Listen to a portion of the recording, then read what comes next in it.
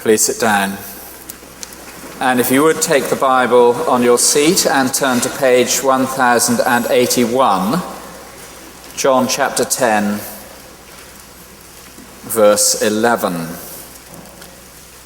A simple service of 5 readings, hymns and songs. After each reading there will be a moment's silence to pause and reflect on what we've had read to us from the Word of God.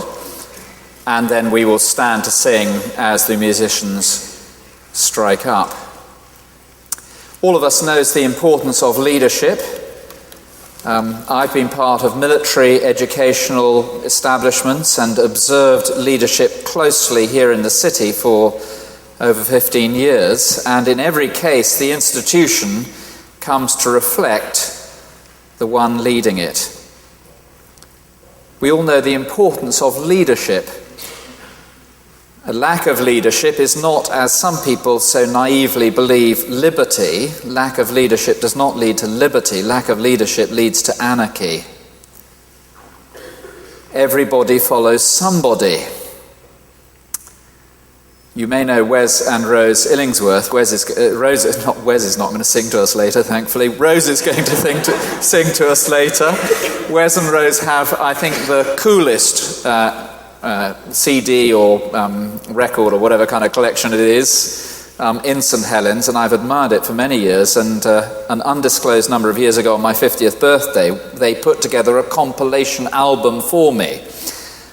Jim Reeves, Johnny Cash, Son House, the Blind Boys of Alabama, Mescal Shakes, and, of course, Bob Dylan. You've got to serve somebody. You may be an ambassador to England or France. You may like to gamble. You may like to dance. You may be heavyweight champion of the world or a socialite with a long string of pearls, but you're going to serve somebody. Everybody follows somebody. We all know the importance of leadership. Lack of leadership is not liberty, it's anarchy. John's Gospel, as you know, divides into 2 halves, and the first half comes to an end at the end of chapter 10, and the second half begins in chapter 11. And at the end of the first half of John's Gospel, Jesus lays claim to be the true leader of God's people. John 10:11. I am the good shepherd. The good shepherd lays down his life for the sheep. It's a claim both to divinity and to royalty. God's people are known as his sheep. We are his people, the sheep of his pasture. And God is the good shepherd. The Lord's my shepherd. And he gives leadership of his people to his royal king. Let them not be as sheep without a shepherd. King David and his successors are the royal rulers of God's people. But Jesus' claim is enhanced and made all the more provocative by the audience, that is the establishment rulers of Israel, as Jesus says to them, I am the good shepherd. The good shepherd lays down his life for the sheep. He who is a hired hand and not a shepherd, who does not own the sheep, sees the wolf coming and leaves the sheep and flees. The wolf snatches them and scatters them. He flees because he's a hired hand and cares nothing for the sheep. I am the good shepherd. Here then is a claim by Jesus to be the true leader of God's people. God has castigated the failed leadership. The weak you have not strengthened, the sick you have not healed. God has promised that he himself will lead. I will seek the lost. I will bring back the strayed. I will bind up the injured. I will strengthen the weak. I myself will be the shepherd of my sheep, and I will make them lie down. And now Jesus, the end of the first half of John's Gospel, to all the gathered leadership of Israel who have just denounced one of Jesus' disciples, the man born blind, and cast him out, says, I am the good shepherd. I wonder if you can feel the force of his claim. We all know the importance of leadership. The absence of leadership is not liberty, it's anarchy. Everybody follows somebody. Who leads you? And is whoever it is that you follow worthy of your discipleship? Oh, says somebody, I just follow myself. Well, in your self-imposed anarchy, how qualified are you? Would you cast a vote for yourself? We love this 360-degree review, don't we, in the workplace these days? I mean, if a 360-degree review were to be done of your leadership of yourself, how would it fare? Are you qualified to lead your own soul? Well, Jesus' statement, I am the good shepherd, also contains his qualification. The good shepherd lays down his life for the sheep. And as he goes on to explain it in verses 11 to 18, we find that his death is voluntary, vicarious, that it is on behalf of his people, and victorious. Voluntary. He lays down his life for the sheep. And then again in verse 18, if you just look at verse 18, no one takes my life from me, I lay it down of my own accord. And we find that right the way through the Passion narrative. In the first reading, when Shirley reads it to us, Jesus, knowing all that would happen to him, came forward and said to them, whom do you seek? He offered himself. Jesus of Nazareth, I am he. It's a deliberate, willing, voluntary death as the Good Shepherd lays down his life for the sheep. Not a tragedy, not a great disaster, not an accident of history, a deliberate, willing, voluntary, loving death. I can think of no other leader like him. The politician courts me for my vote, he would not die for me. The employer pays me for my labour, he would not give his life for me. The football team, celebrity, superstar that I may choose to follow does not even know I exist. Jesus is the Good Shepherd. He lays down his life for his sheep. It's a voluntary sacrifice. On its own, of course, that's not enough to qualify anybody for leadership. You know, I jump off the gherkin. I'm not going to, but you leap off the gherkin shouting, I love you, I die for you, and you say, you're an idiot, rightly.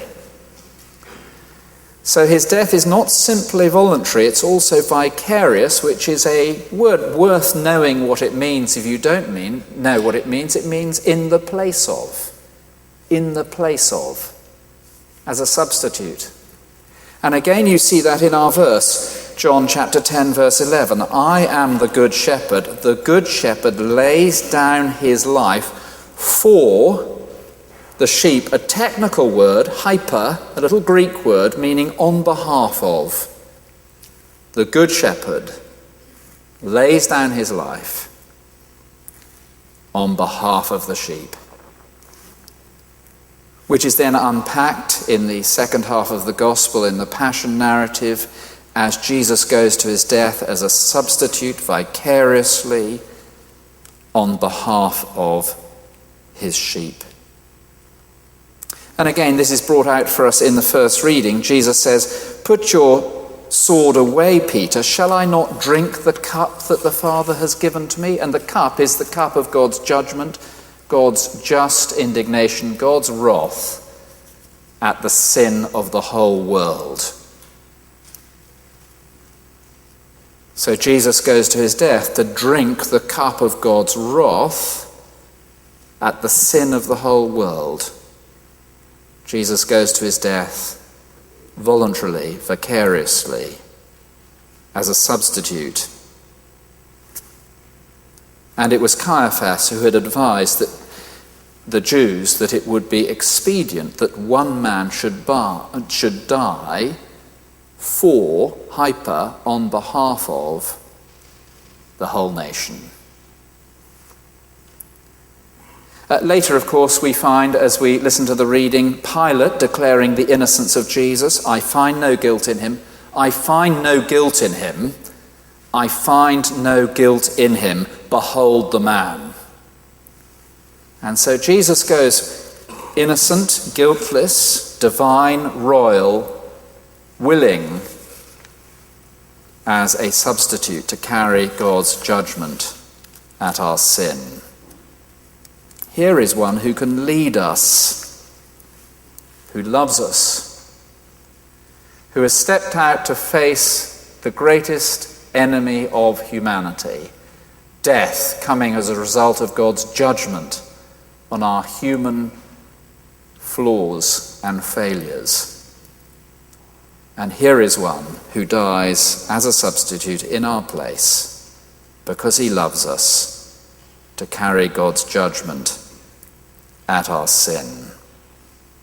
And it's written through the whole of the gospel. How was Jesus introduced? Behold the Lamb of God who takes away the sin of the world.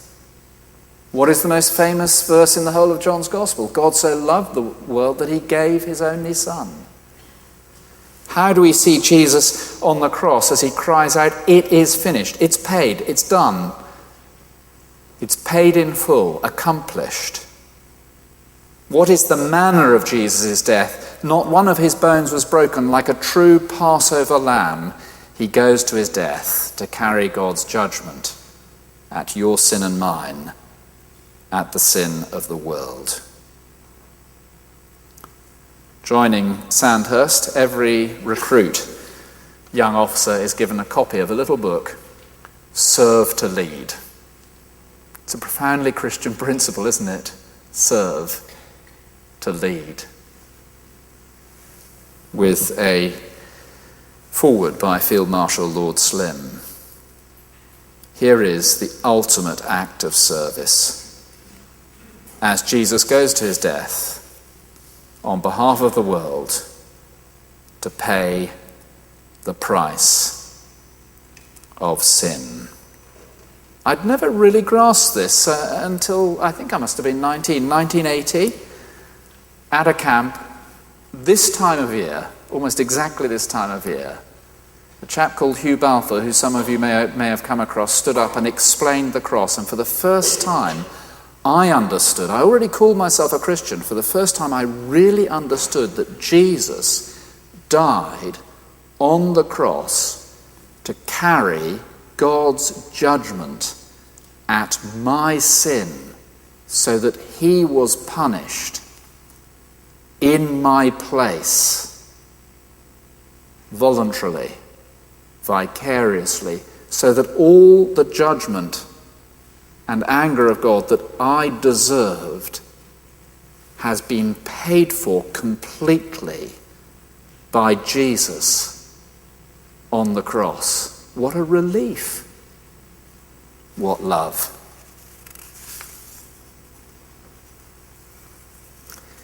The reason we find so many leaders so unpersuasive is that so frequently they prove to be self-serving frauds. The church leader who really is only in it for his own reputation, a self-serving fraud. The CEO only in it really for his own financial reward. The husband or father only in it to get out for himself. But in Jesus we find one who is truly qualified to lead us. I am the good shepherd, and the good shepherd lays down his life for the sheep. Voluntary, vicarious, victorious. Verse 18.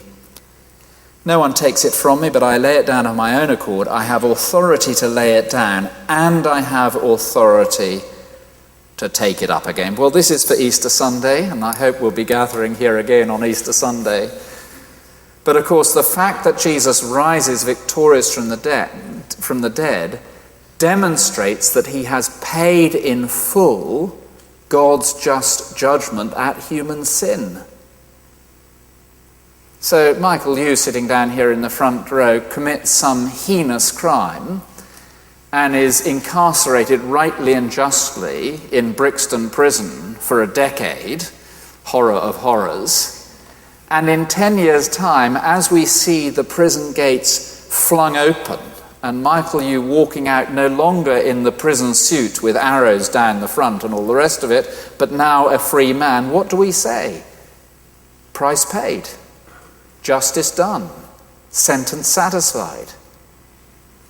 And as the stone rose away from the tomb, and Jesus emerges victorious from the grave, with the sentence of death paid, finished, done, dusted, what do we say? Victorious, accomplished is the sacrifice. And so I guess it's very, very binary, isn't it? I spoke on this passage in the city a few weeks ago, and one of the businessmen who knows a lot about leadership came up to me afterwards and said, it's very binary, isn't it? It's either one thing or the other. There are only two ways to look at it. If the one you follow cannot deal with death, he is not qualified to lead you. If the one you follow has dealt with death, you are following the right leader. And there's only one who has dealt with death, Jesus Christ, through his voluntary, vicarious, victorious death. Well, let's meditate on and be refreshed by the Passion narrative once again. Shirley's going to come and read for us, and then the service will proceed unannounced.